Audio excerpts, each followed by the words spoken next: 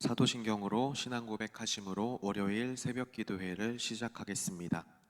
나는 전능하신 아버지 하나님 천지의 창조주를 믿습니다. 나는 그의 유일하신 아들 우리 주 예수 그리스도를 믿습니다. 그는 성령으로 잉태되어 동정녀 마리아에게서 나시고 본디오 빌라도에게 고난을 받아 십자가에 못 박혀 죽으시고 장사된 지 사흘 만에 죽은 자 가운데서 다시 살아나셨으며 하늘에 오르시어 전능하신 아버지 하나님 우편에 앉아 계시다가 거기로부터 살아있는 자와 죽은 자를 심판하러 오십니다. 나는 성령을 믿으며 거룩한 공교회와 성도의 교제와 죄를 용서받는 것과 몸의 부활과 영생을 믿습니다. 아멘. 찬송가 361장 함께 찬양하겠습니다.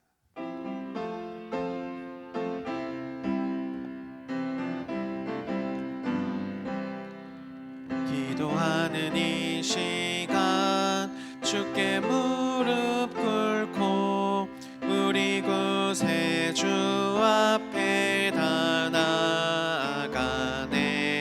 믿음으로 나가면 주가 보살피사 계신 은혜를 주네. 거기 기쁨 있네. 기도 시간에 복을 주시네. 고난 내 마음속에 기쁨 충만하네. 기도하는 이 시간 주가 곁에 오사 인자하신 얼굴로 귀 기울이네. 우리 마음 비우고 주를 의지하면 크신 은혜를 주네. 거기 기쁨 있네. 기도 시간에 복을 주시네. 고난 내 마음속에 기쁨 충만하네. 기도하는 이 시간 주께 엎드려서 은밀하게 구할 때 꼭 응답받네. 잘못된 것 아뢰면 측은히 여기사 크신 은혜를 주네. 거기 기쁨 있네. 기도 시간에 복을 주시네. 고난 내 마음속에 기쁨 충만하네. 기도하는 이 시간 주를 의지하고 크신 은혜 구하면 꼭 받으리라. 의지하는 마음에 근심 사라지고 크신 은혜를 주네. 거기 기쁨 있네. 기도 시간에 복을 주시네. 고난 내 마음속에 기쁨 충만하네. 하나님께서 주시는 말씀은 사무엘하 5장 11절부터 25절까지입니다. 함께 하나님의 말씀을 읽겠습니다. 두로왕 히람이 다윗에게 사절들과 백향목과 목수와 석수를 보내매 그들이 다윗을 위하여 집을 지으니 다윗이 여호와께서 자기를 세우사 이스라엘 왕으로 삼으신 것과 그의 백성 이스라엘을 위하여 그 나라를 높이신 것을 알았더라. 다윗이 헤브론에서 올라온 후에 예루살렘에서 처첩들을 더 두었으므로 아들과 딸들이 또 다윗에게서 나니 예루살렘에서 그에게서 난 자들의 이름은 삼무아와 소밥과 나단과 솔로몬과 이팔과 엘리수아와 네벡과 야비아와 엘리사마와 엘리아다와 엘리벨렛이었더라. 이스라엘이 다윗에게 기름을 부어 이스라엘 왕으로 삼았다 함을 블레셋 사람들이 듣고 블레셋 사람들이 다윗을 찾으러 다 올라오매 다윗이 듣고 요새로 나가니라. 블레셋 사람들이 이미 이르러 르바임 골짜기에 가득한지라. 다윗이 여호와께 여쭈어 이르되 내가 블레셋 사람에게로 올라가리이까 여호와께서 그들을 내 손에 넘기시겠나이까 하니 여호와께서 다윗에게 말씀하시되 올라가라 내가 반드시 블레셋 사람을 내 손에 넘기리라 하신지라. 다윗이 바알보라심에 이르러 거기서 그들을 치고 다윗이 말하되 여호와께서 물을 흩음같이 내 앞에서 내 대적을 흩으셨다 하므로 그곳 이름을 바알보라심이라 부르니라. 거기서 블레셋 사람들이 그들의 우상을 버렸으므로 다윗과 그의 부하들이 치우니라. 블레셋 사람들이 다시 올라와서 르바임 골짜기에 가득한지라. 다윗이 여호와께 여쭈니 이르시되 올라가지 말고 그들 뒤로 돌아서 뽕나무 숲을 맞은편에서 그들을 기습하되 뽕나무 꼭대기에서 걸음 걷는 소리가 들리거든 곧 공격하라. 그때 여호와가 너보다 앞서 나아가서 블레셋 군대를 치리라 하신지라. 이에 다윗이 여호와의 명령대로 행하여 블레셋 사람을 쳐서 게바에서 게셀까지 이르니라. 아멘. 이 시간 내 경험을 하나님의 뜻보다 앞세우지 말라라는 제목으로 말씀을 나누도록 하겠습니다.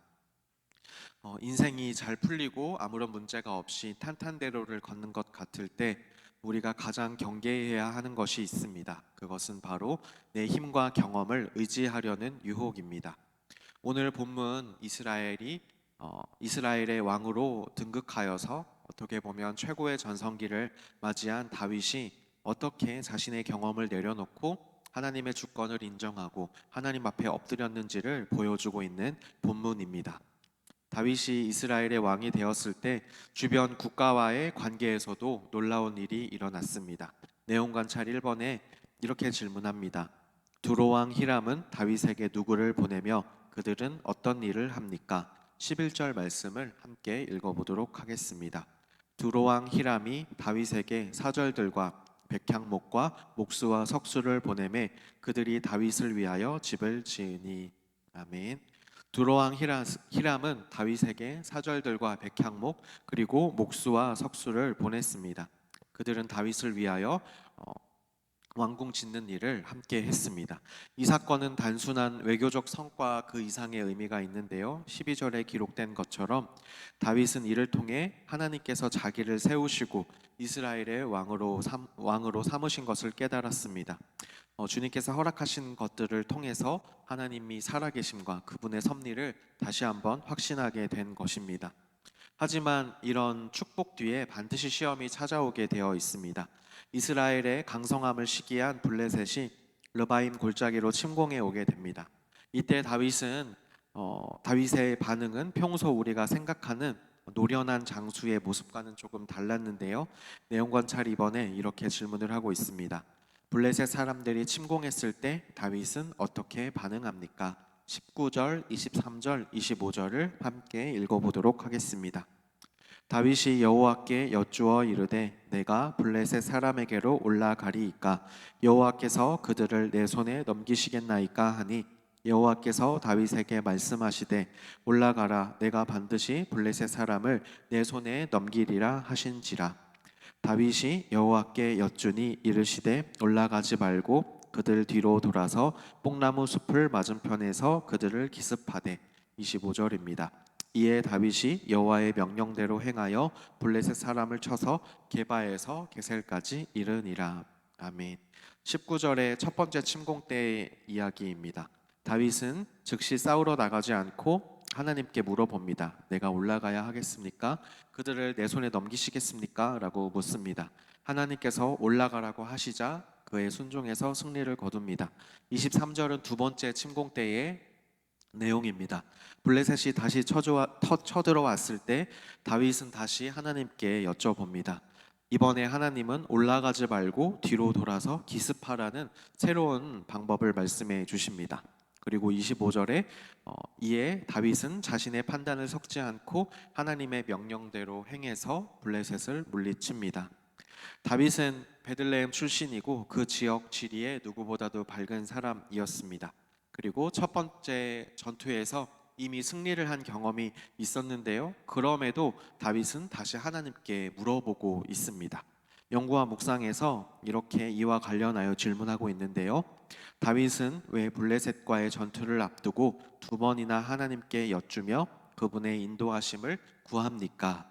어, 다윗은 어제의 승리가 오늘의 승리를 보장하지 않는다는 사실을 잘 알고 있었고, 모든 것을 다 주님께 물어보고 그에 순종해야 한다는 것을 알고 있었기 때문에 다시 한번 하나님 앞에 엎드린 것입니다.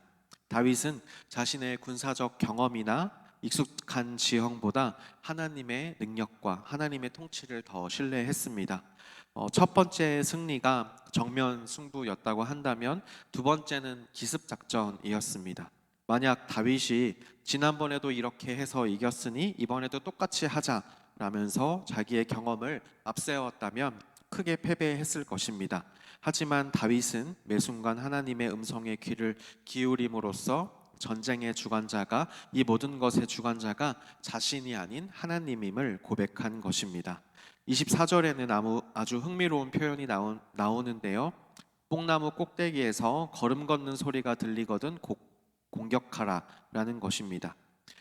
이것은 하나님께서 다윗보다 앞서 나아가서 하나님께서 먼저 싸우시겠다는 신호였습니다. 우리는 종종 우리 앞길이 막막할 때만 하나님을 찾습니다. 하지만 정말 위험한 순간은 어느 때겠습니까? 내가 좀 해봐서 아는데, 내가 이미 다 해봤어, 나에게 이런 경험이 있어 라는 생각이 들 때입니다. 과거의 성공 경험이, 나의 어떤 이전의 경험들이 하나님의 자리를 대신해서는 안 된다는 것입니다. 우리는 익숙한 일일수록 더 많이 기도해야 합니다. 그리고 나의 생각과 경험, 내 전략보다 하나님의 움직이심을 우리는 먼저 기다려야 하겠습니다. 우리 다윗과 같이 매 순간을 하나님께 여쭤볼 수 있는, 하나님을 신뢰하는 모습을 가졌으면 좋겠습니다. 그리고 그분의 명령대로 순종할 수 있는 믿음을 저희가 또한 가질 수 있도록 하나님 앞에 엎드리는 그런 예배의 시간, 기도의 시간이 되시기를 소망합니다.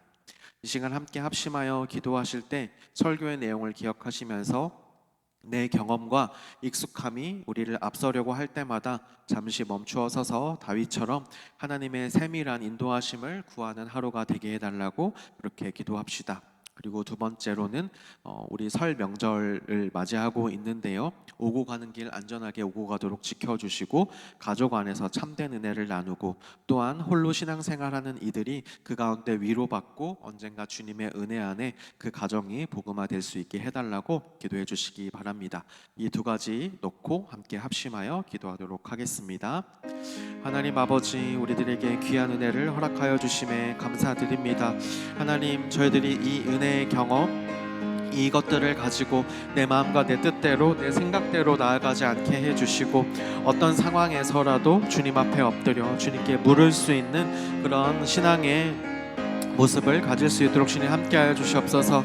내 경험과 익숙함이 하나님의 자리를 대신하지 못하도록 주님 함께하여 주시고, 첫 번째 전투에도 두 번째 전투에도 그 이후에도 계속해서 우리 인생 가운데 하나님께 물을 수 있는, 엎드릴 수 있는 저희들이 될 수 있도록 주님 함께하여 주시옵소서.